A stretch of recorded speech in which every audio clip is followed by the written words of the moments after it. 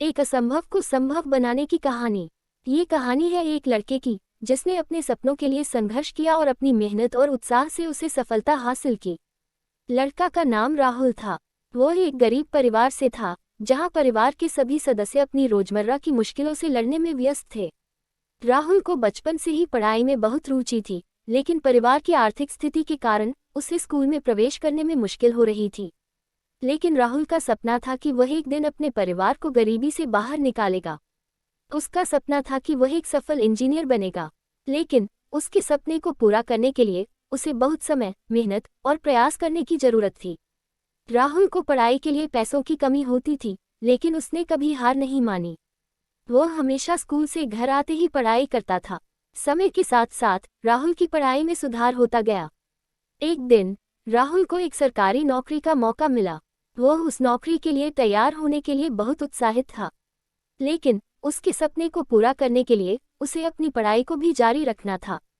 राहुल को समझ में नहीं आता था कि कैसे वह समय निकालेगा अपनी पढ़ाई को जारी रखने के लिए, साथ ही सरकारी नौकरी में काम करते हुए।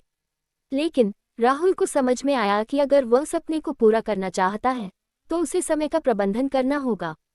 राहुल ने अपनी सोच बदली और उसने अपनी पढ़ाई को जारी रखा। वह समय समय पर अपनी पढ़ाई के लिए समय निकालता था। वह स्कूल से घर आते ही पढ़ाई करता था और साथ ही साथ सरकारी नौकरी में काम करता था। राहुल को अपने सपने को पूरा करने के लिए बहुत मेहनत करनी पड़ी। वह हमेशा समय प्रबंधन के लिए जागरूक रहता था। फिर एक दिन राहुल को उस सरकारी नौकरी का मौका मिला जिसके लिए वह हमेशा से ही सपना देखता था। वह सफलता हासिल करने में सफल रहा। आज राहुल एक सफल इंजीनियर है। उसने अपने सपनों को पूरा करने के लिए बहुत मेहनत की, लेकिन उसने कभी हार नहीं मानी। इस कहानी से हमें ये सीख मिलती है कि सफलता हासिल करने के लिए हमें समय प्रबंधन करना बहुत जरूरी होता है।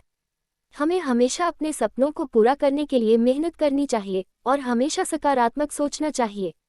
हमें हमेशा याद रखना चाहिए कि कुछ भी संभव है अगर हम उसके लिए मेहनत करें। आपको ये कहानी कैसी लगी कमेंट करके जरूर बताइएगा। चैनल पर नए हो तो सब्सक्राइब जरूर कीजिएगा और वीडियो को लाइक और शेयर जरूर कीजिएगा। धन्यवाद।